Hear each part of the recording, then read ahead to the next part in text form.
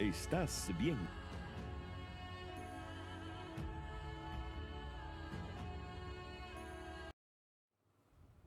Estamos de vuelta en este su programa Aclarando Conceptos con el doctor José Félix Díaz Bermúdez. Me gusta enfatizar el apellido Bermúdez porque es un apellido de uno de los grandes libertadores de Venezuela. Pero bueno, antes que todo quisiera recordarle que usted nos puede ver por cualquiera de las plataformas, por YouTube, Instagram, por Lorini, por Roku, por streaming y si quiere vernos por el canal en diferido, lo puede hacer por Aclarando Conceptos TV. Aclarando Conceptos TV. Pero la segunda A, un arroba. Doctor Félix, José Félix. Quedamos en el corte pasado, que no cerramos un poco la idea, esa relación Bermúdez-Mariño-Sucre. Sí, en esa primera etapa, en esa etapa venezolana que tenemos que señalar con énfasis de la vida militar y política de Sucre, podemos decir que Sucre era uno de los más destacados integrantes del Ejército de Oriente. Y sus dos grandes jefes fueron en un primer momento Mariño, en otro segundo momento Bermúdez, y se entabló entre ellos, y yo diría que particularmente entre Bermúdez y Sucre, una relación cercana, estrecha, con muchas vinculaciones familiarmente hablando entre ellos. En una de las cartas de Sucre en Bolivia, él se refería anecdóticamente a los caprichos de Bermúdez.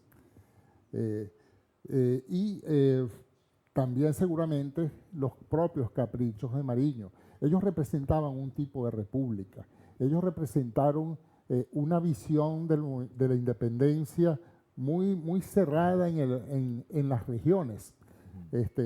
Cuando Bolívar trató de persuadir a Mariño de que no podía haber simplemente una república de Oriente, sino que era una nación y que el proceso de independencia debía comprenderlos a todos, ya estaba planteando una clara visión, un gran concepto de lo que debía ser la independencia.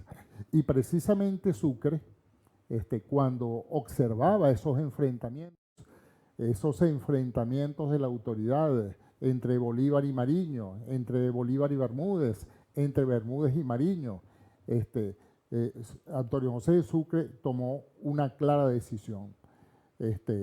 Él trató de conciliar esas diferencias entre los jefes y él trató de ver y de imponer y de mantener un principio de unidad del proceso de independencia.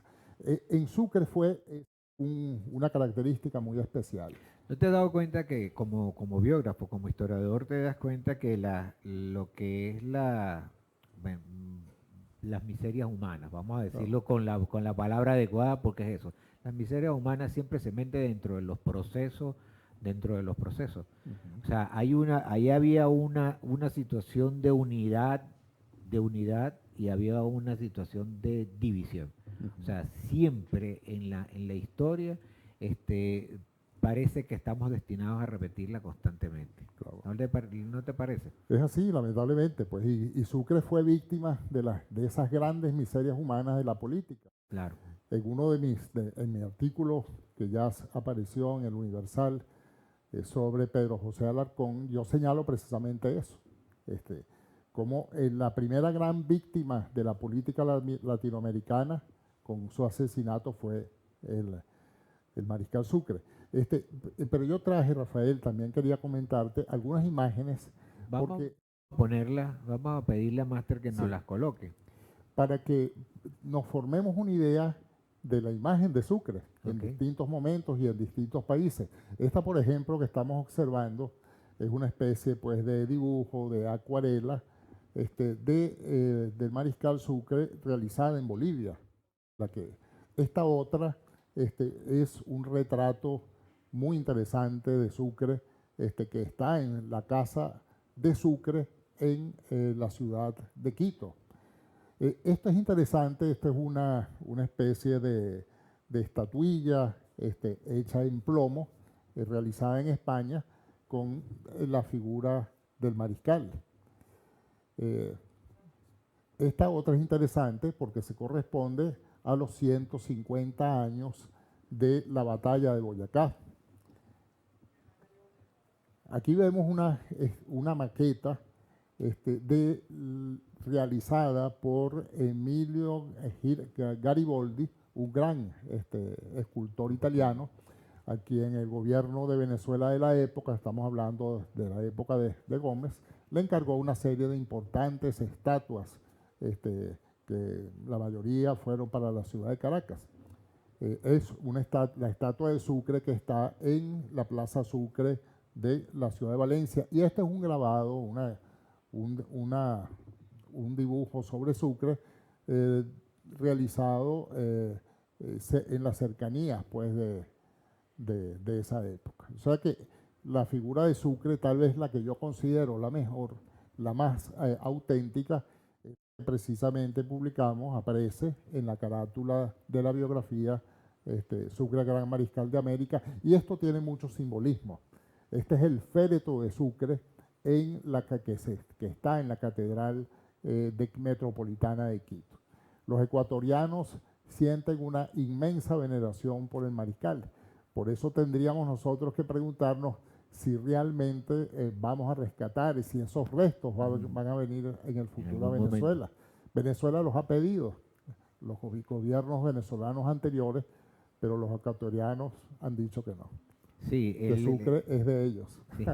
Sí. De todas estas infografías, toda esta infografía, ¿cuál considera usted que es la más certera con respecto al rostro de Sucre? Bueno, realmente creo que la que aparece en el libro, en nuestra biografía, Sucre, Gran Mariscal de América, así lo hemos certificado. Esa es la opinión que tuvo sobre esa imagen ese gran historiador oriental carupanero José Luis Salcedo Bastardo. Y ese retrato de Sucre, que aparece pues, en esta biografía, se corresponde a un cuadro hecho en Quito inmediatamente después de la batalla de Pichincha. Porque Sucre fue intendente de Quito, además, por un tiempo. Sí, háblenos un poco sobre esas últimas batallas del Gran Mariscal. Sí, yo creo que, bueno, fundamentalmente la que Bolívar dice es la cumbre de la gloria americana, es la batalla de Ayacucho. Sí. Una batalla extraordinaria, pero mucho más, por supuesto que la batalla fue todo el desarrollo de ese proceso previo, esos impresionantes movimientos militares de uno y otro ejército a lo largo de toda esa geografía peruana. Realmente podemos identificar o señalar que esa batalla, que esa campaña del Perú fue un gran movimiento de ajedrez en la serranía peruana con todas las inmensas dificultades que representaba la movilidad en esos lugares. Fue un extraordinario juego de ajedrez, de avances y retrocesos, de persecuciones de uno hacia otro, y definitivamente la batalla de Ayacucho fue el cenit, pues, militarmente hablando, por lo que representó vencer a un ejército superior, por lo que representó vencer los obstáculos que existían en el lugar y por supuesto los resultados de esa victoria fue la demostración de la generosidad de Sucre a través de la capitulación de Ayacucho. Bueno, doctor, de verdad que este es un programa bien interesante y hablar de Sucre necesitaríamos muchísimos programas, pero yo quisiera que en el próximo corte habláramos un poco de esa situación que se presentó con el Simón Bolívar, con el Libertador, cuando lo envía a la retaguardia. Pero vamos a un corte y ya volvemos en su programa Aclarando Conceptos. Ya regresa